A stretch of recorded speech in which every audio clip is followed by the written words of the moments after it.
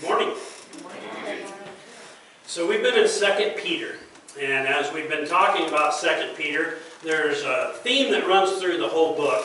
And the whole idea of 2 Peter is the false teachers, the false prophets that are distracting and taking people away from the truth. And Peter is concerned about them. He is so concerned about them that he is begging these people, literally, and saying, please do not follow these false teachings. Do not let them infiltrate your numbers and take you away from God. And so that's the kind of the setting that we're in here. Last week we were talking about how he was dealing with the judgments that God brought upon the world. And the reason he was dealing with that was because the false prophets were saying, oh, there's no judgment. There's no hell. There's no consequences. Just, it's fine. You've been saying that for years and he still hasn't come, so it's not going to happen. And so he is telling them that there is consequences for going against God. And yet there's this fine balance. You see, he talks about Noah and the flood and the fact that he destroyed the whole world. But he saved the 8 righteous people who had come to him. And he talked about Sodom and Gomorrah and how the city was judged for their immorality and burnt to the ground. But yet those who followed him were saved. And you see this fine line. We talked a few weeks ago about this, the guy walking the tightrope and how, you walk that tightrope, man, that's a long ways down. You don't want to fall. And it's scary up there on that tightrope. I have it up on the screen, and somebody said afterwards, that gave me anxiety through the whole sermon. That idea of that someone falling off of that tightrope, it's so fragile. But that's not the Christian's walk. The Christian's walk is not a matter of, making a mistake, bobble, and falling.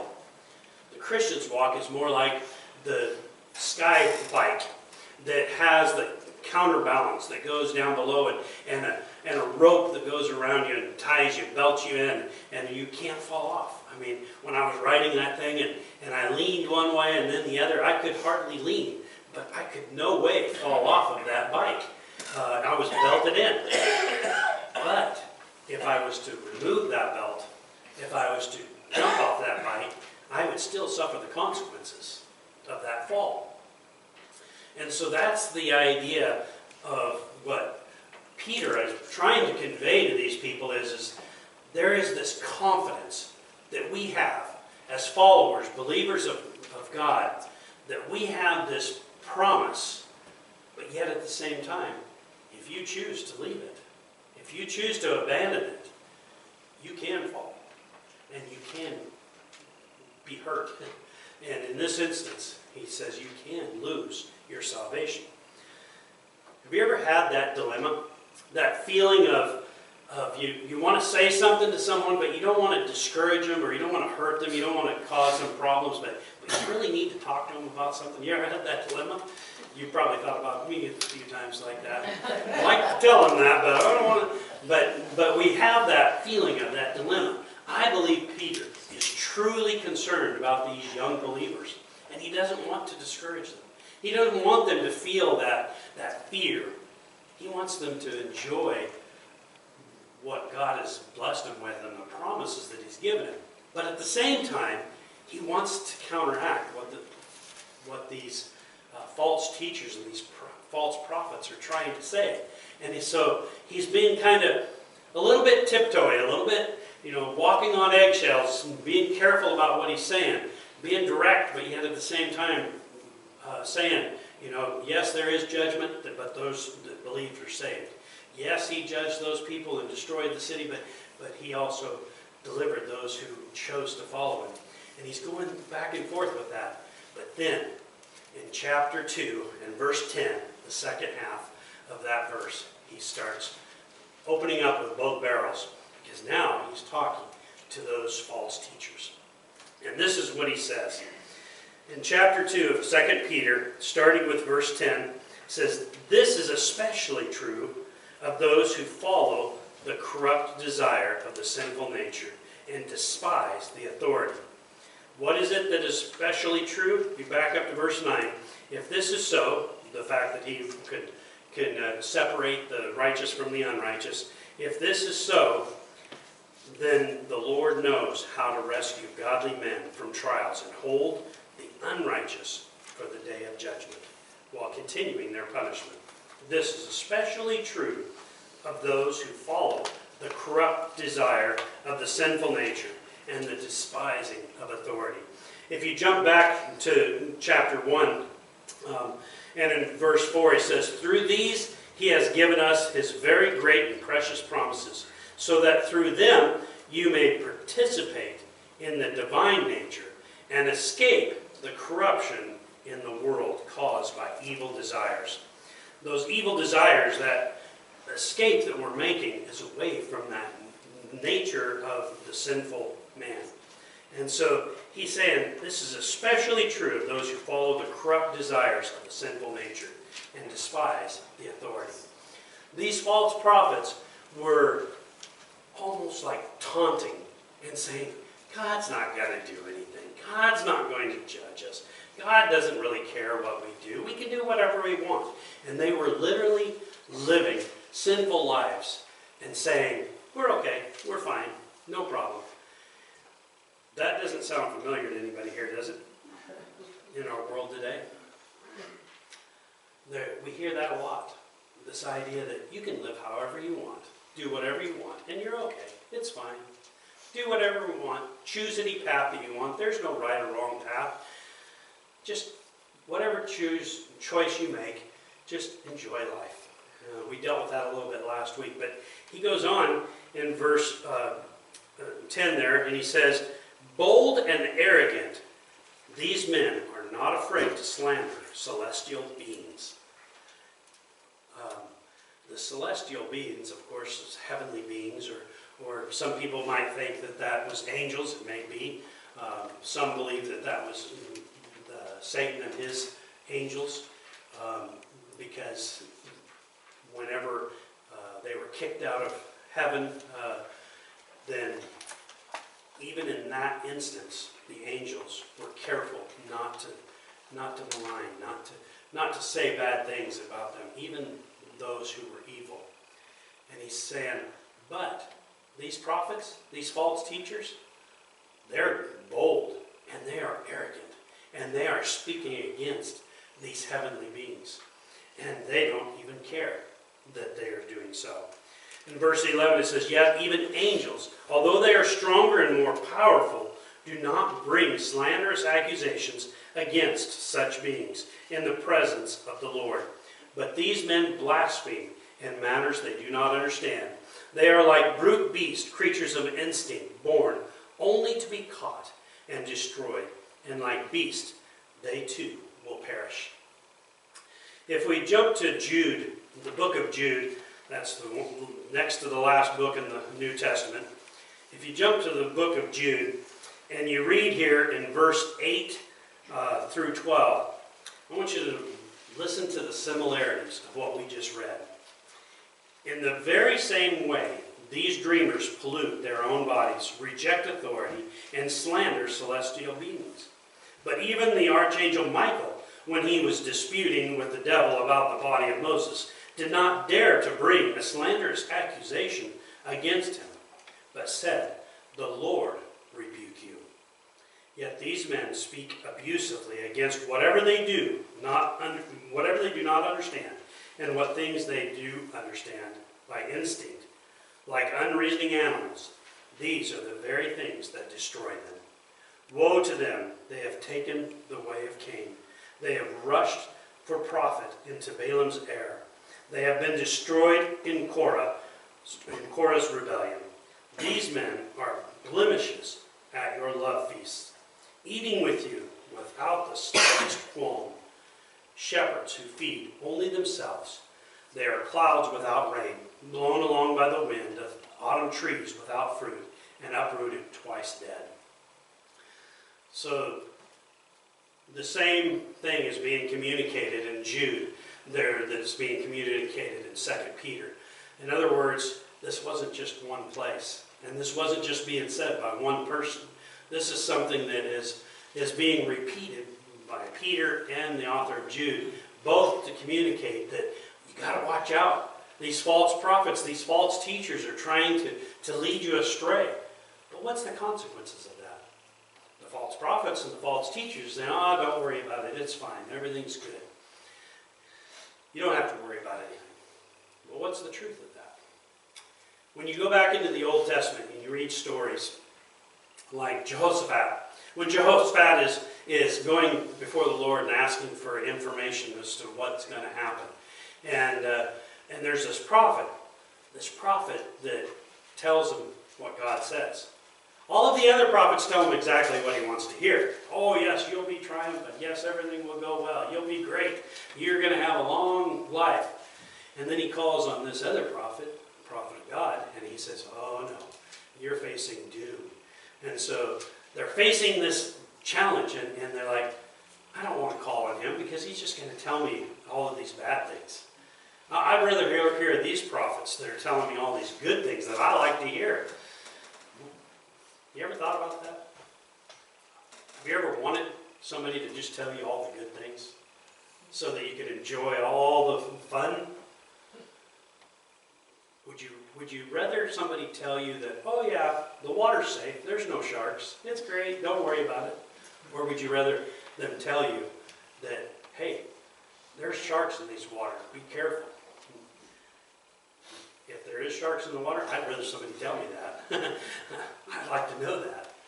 I happen to see the shirt back here that has a big shark, making me think of that. But we get these thoughts, these ideas in our mind about, why would somebody spoil my fun? Why would somebody take that joy away from me? Well, if it's truth, I want to know it, even if it keeps me from doing something that I really want to do. I want to know those truths. And that's what Peter is saying here. Look out. There are those who are trying to lead you astray. What are the consequences? In verse 13 of 2 Peter chapter 2. They will be paid back with harm for the harm they have done. Their idea of pleasure is to carouse in broad daylight. They are blots and blemishes, reveling in their pleasure while they feast with you. You notice in Jude, when we were talking about, Jude was talking about the love feast. And kind of almost a slap in the face here is, your feasts, you're getting together and eating together as a family of God, they're not a love feast. They're a self-indulging feast. These false prophets, these false teachers have taken away the love feast and made it a self-desiring feast. And Peter is kind of in a backwards way here. He's telling them, you guys have missed it. You're losing what you have. And he says, while they feast with you, with eyes full of adultery, they never stop sinning. They seduce the unstable. They are experts in greed, and a cursed brood. These evil teachers, these false prophets, are telling you these things, and they're disrupting what God had established. When we were talking on our communion talk a few minutes ago, we were dealing with the love of God. God is love. If we love one another, we are in God. God is in us. But if we don't love, if we do not care for one another, we are unable to have that relationship with God that He desires. And here He's saying, that's where we're at. We're not enjoying the love that God has given us. We're letting these sinners, these people who have chosen to live in sin, to come and live among us and to distract us from what the truth is. And he goes on and he says in verse 15, they have left the straight way and wandered off to follow the way of Balaam, son of Beor, who loved the wages of wickedness. Balaam was a prophet of God, or a prophet that was in the time of God. And Balaam went to talk to a guy named Balak. Balak sent his messengers to Balaam and he says, come and bless me so that I can defeat these people that have infiltrated our land. They're Israelites. They came from Egypt and they've just come all around us. And I want you to come and curse them so that we can destroy them. And Balak sent his messengers. Balaam reads his message. He says, stay the night, let me talk to God. Talks to God, and God says, send them away. Those are my people. So he sends them away. Balak is angry now because nobody tells the king no. But this man did. So he sends back another, more important entourage. And the entourage delivers the message again. But this time with emphasis. The king says to come. He's not asking. He's telling you to come and curse these people. And he says, let me go to God again. He goes to God again. And the second time, he says, okay, I'll let you go with him. But you cannot curse my people. Those are my people. Something happened that is not recorded. Because the next day, he gets on his donkey and he heads out. I believe what happens is that in his heart, he's thinking to himself something that he is going to do. And that something turns up again. So this is recorded in Numbers chapter 22, by the way. And in Numbers chapter 31, it tells us that he had told the king Balak that if they will infiltrate the Israelites by bringing in other gods, worshiping other gods, then they will be distracted and they will be sidetracked from what their goal was. And what happened? That's exactly what happened. The Israelites were infiltrated by Moab.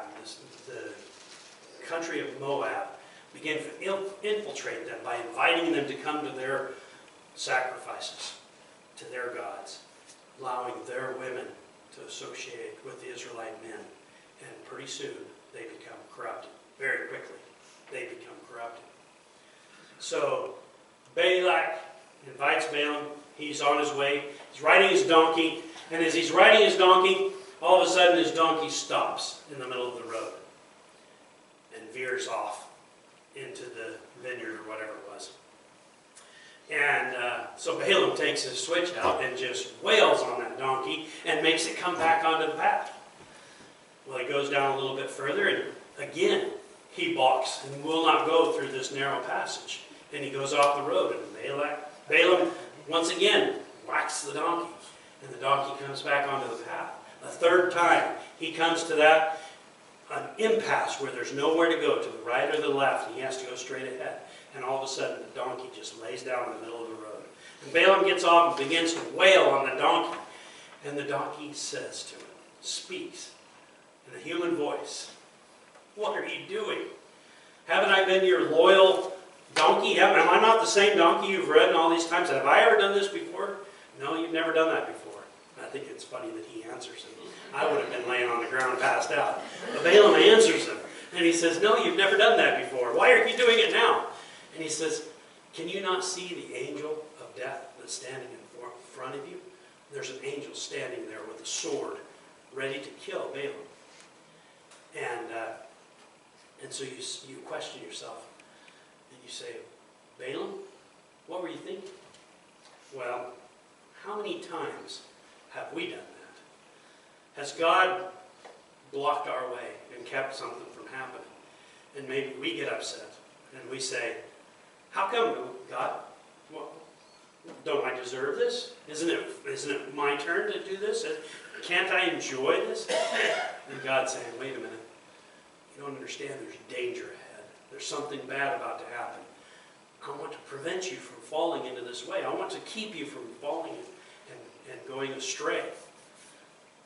But he says here in 2 Peter, he says in verse 15, they have left the straight way and wandered off to follow the way of Balaam, son of Beor, who loved the wages of wickedness. But he was rebuked by his wrongdoing by a donkey, a beast without speech, who spoke with a man's voice and restrained the prophet's madness. You see, even though Balaam had told Balak no,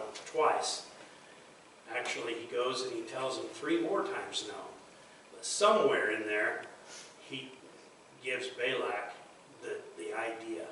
He shows them that if they will just lead the people astray by bringing in sacrifices to idols and to their other gods, then they would be lost. They would be put astray.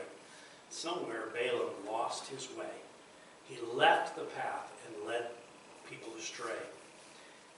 And because of that, Balaam was brought into judgment for that.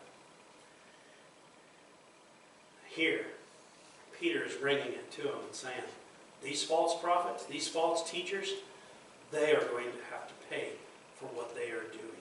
Do you want to be with them? Or do you want to be on the side of righteousness? And in verse 17 he says, these men are springs without water and mist driven by a storm. Blackest darkness is reserved for them. For they mouth empty boastful words. And by appealing to the lustful desires of sinful human nature, they entice people who are just escaping from those who lived in error. When you think about that, think about somebody that you know of that maybe had struggled with addictions, maybe drugs, alcohol, whatever it was that they struggled with. And can you imagine them just getting to the point where they're escaping that, and they're feeling the freedom of not being bound to that, and then somebody comes along and says, one drink won't hurt, one pill won't make a difference, just come and join me, go and have fun with me, well, you're becoming such a prude, you're no fun anymore. And they lead them astray. That's what Peter's drawing a picture of here. People who have come away from that sinful nature and began to live in the divine nature that God designed us for. And they begin to enjoy that, but somebody's enticing them back into the old ways and trying to tempt them to go back into that old style of living. And he says, no, don't do it. It's a trap. Don't fall for it. These false teachers are beginning to take you away. And it's not what they're promising. They're not telling you the truth. He says in verse 19, they promise them freedom while they themselves are slaves of depravity. For a man is a slave to whatever has mastered him. If they have escaped the corruption of the world by knowing our Lord and Savior Jesus Christ and are again entangled in it and overcome, they are worse off in the end than they were at the beginning. This idea that when you fall back, you're worse off than you were before. How can you be worse off? There's a couple of different ways here. First of all, when you get a taste of something good and then you lose it, it's far more devastating than if you never had it. When you have a relationship, husband and wife, father-child, mother-child, you have a relationship and they're struggling, you're having a hard time, maybe miscommunications, maybe you're hurt, your trust is broken, maybe something happens and you're devastated. But that relationship is repaired and you begin to come back and you begin to see that, I still care about this person. I still love them. I still want them to be part of my life. But then, when it happens again, what happens? Now, to win that trust back takes twice as much effort. It's not impossible. It just takes more effort. Because now you've been jaded twice. Each time something happens, it becomes harder. Each time you lose that relationship with God, when you turn away from Him, it's harder to come back. I don't believe God gets farther away. I believe He is always there for us. But we have a hard time coming back to Him when we've turned our back on Him.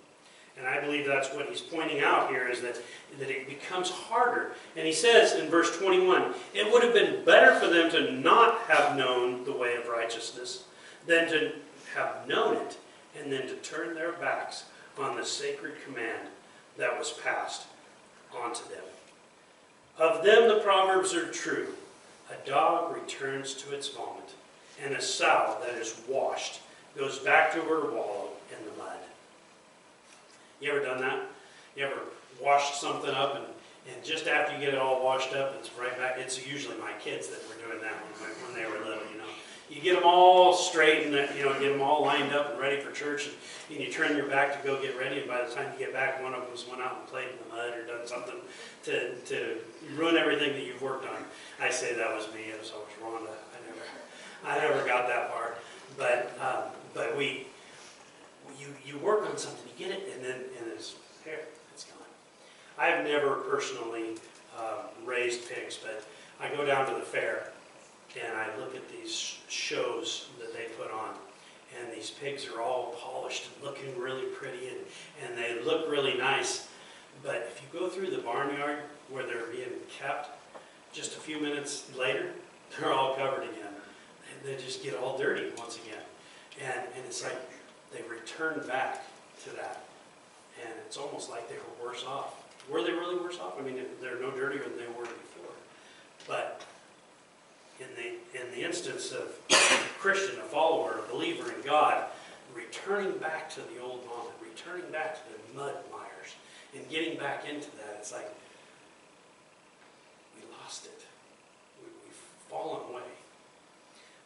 I've been talking to the officers lately, and they said that there is a huge increase right now in drug-related deaths. So much so that it's off of the charts, and they're not even being able to get the reports back because so many people are being killed by drugs. And what's happening is that people who used to do drugs, now they go back to it, and the drugs have changed, and there's this fentanyl that they're bringing into it, and people are dying right and left because this fentanyl changed the drugs, and they can no longer tolerate that. They're worse off than if they had continued with the drugs because they would have built up that in their system. But they're worse off because now they've cleaned up their system and then they go back to that and it kills them. And I can't help but think that that's the same parallel that we're talking about here. When we return back to the old ways after getting cleaned up, after being nice, and how devastating that is to our hearts, to our mind, when we return back to the old ways and begin to live in the sinful nature that we were living in before, and how lost we once again feel. Because we have tasted the good. We've recognized what God desires, the relationship that He wants for us. But on the other hand, there's some good news. The good news is that God is there, calling us back, wanting us to return. I love the story of the prodigal son, because when he comes back, after all the things that he did, he comes back, and the father runs to meet him. And I think to myself, that is God. He loves us so much that when we return to Him, He is welcoming us back and wanting us to be part of that relationship again. God never gives up on us. He always desires for that relationship. Is there a consequence to sin? Absolutely. Even in our walks today in this world, we will have consequences to our sin. But the eternal consequence can be taken away. It can be paid for in full by the blood of Jesus Christ. When we give our lives to Him, when we choose to follow Him and wash ourselves pure and clean in the blood of Christ, through the baptism that He's offered us. I look at these verses in 2 Peter chapter 2, and I see someone who has been there, has done this. Have you ever thought about that? Peter. Peter is standing there around the fire, talking to these men, and they say to him, "Weren't you with Jesus?" "No, don't know." A few minutes later, servant girl comes by. "Weren't you the one that was with Jesus?" "No, never." Third time, he swears and says, "No, that wasn't me." And just then he hears the cock crow, and he remembers what Jesus had said. before the rooster crows, you will deny me 3 times. And he went away weeping, knowing that he had done exactly what he said he wouldn't do. And as he's standing at the water's edge, and Jesus is asking him a few days later, Peter, do you love me? 3 times he asks him, 3 times Peter says, you know I love you. Then feed my sheep. Peter recognized that he had betrayed Jesus. But Jesus says, I want you back. I want you. I care about you. I want you in the fold. Don't leave again. Continue to feed the sheep. And I think that was in Peter's mind when he's telling these people, God is there for you. God loves you. He cares about you. He wants you. Don't allow these false teachers, these false prophets to take you away. Remain faithful, because that's much better than anything that these false prophets are offering you. So when you have temptations in your world, when things are keeping you from being what you want to be, think on these things, that there's something better. Don't fall away. Don't leave the path of righteousness for the path of sinful nature. Remain faithful, and God will keep you safe.